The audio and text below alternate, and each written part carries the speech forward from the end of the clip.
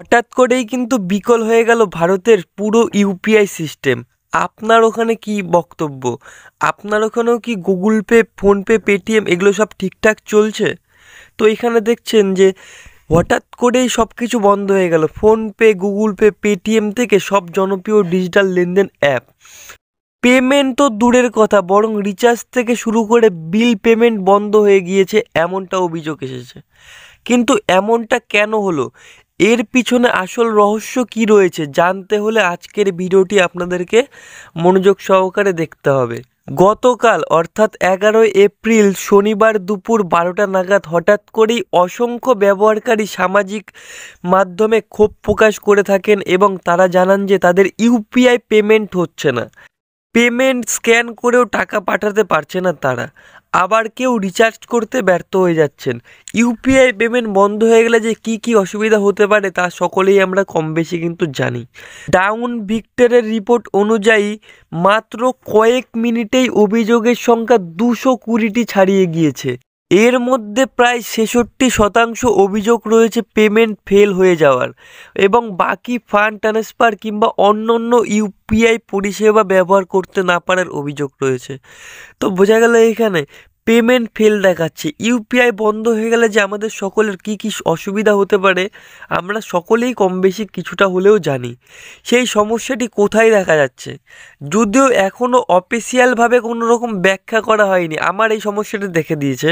আপনার ওখানে কীরকম সমস্যা দেখা দিচ্ছে কমেন্ট করে জানাতে পারেন। তবে প্রযুক্তিবিদ্যা মনে করছে যে national payment corporation of India নেটওয়ার্কে এই ধরনের কোনো প্রযুক্তিগত সমস্যা দেখা দিয়েছিল।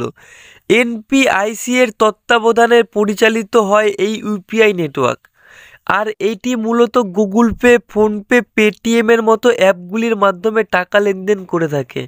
ফলে মূল সার্ভার যদি কোনো সমস্যা হয় তাহলে আপনার অ্যাপগুলি কাজ করাও বন্ধ করে দেয়। তো বোঝা গেল এখানে এনপিসিআই এর দ্বারাই কিন্তু পরিচালিত হয় গুগল পে, ফোনপে।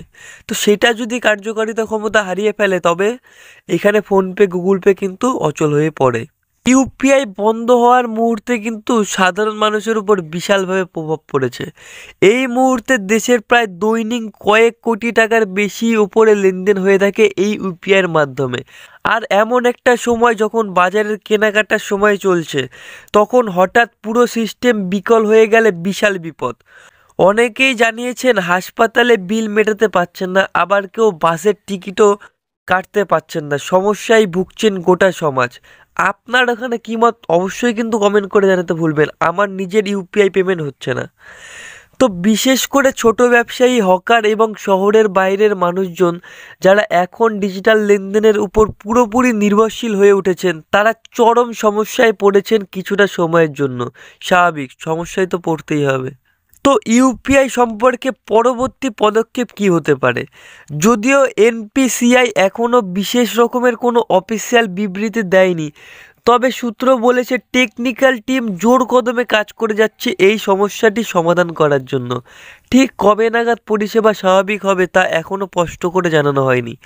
ব্যাংকগুলোকে শুধুমাত্র সতর্কতা থাকতে বলেছে যাতে কোনো রকম প্রতারণামূলক কার্যকলাপ না হয়। এমন অবস্থায় ব্যাংকগুলিকে এরকম সতর্কতা করেছে। আর এই ঘটনা আরও একবার চোখে আঙুল দিয়ে দেখিয়ে দিল যে আমরা যতই ডিজিটাল হয়ে যাই না কেন, কোনো প্রযুক্তিগত সমস্যা হতেই পারে। ভবিষ্যতে যাতে এমন পরিস্থিতি এড়ানো যায় তার জন্য ইউপিআই এর বিকল্প ব্যবস্থা নেওয়া সব থেকে জরুরি। তো বোঝা গেল এখানে সমস্যা তো আসবে যাইবে, ভবিষ্যতে যদি এরকম সমস্যায় না পড়তে হয় তবে ইউপিআই এর বিকল্প পরিস্থিতি কিন্তু নেওয়া অবশ্যই বাঞ্ছনীয়। তো আজকের ভিডিওটি এখানেই শেষ করছি। আজকের ভিডিওটির মূল বক্তব্য ছিল ইউপিআই সিস্টেম কোথায় কোথায় বন্ধ হয়ে রয়েছে। আপনার কি সমস্যা রয়েছে কমেন্ট করে জানাতে ভুলবেন না, এবং আমার চ্যানেলে নতুন হলে চ্যানেলটি সাবস্ক্রাইব করে পাশে থাকা বেল নোটিফিকেশনটি অন করে রাখতেও ভুলবেন না।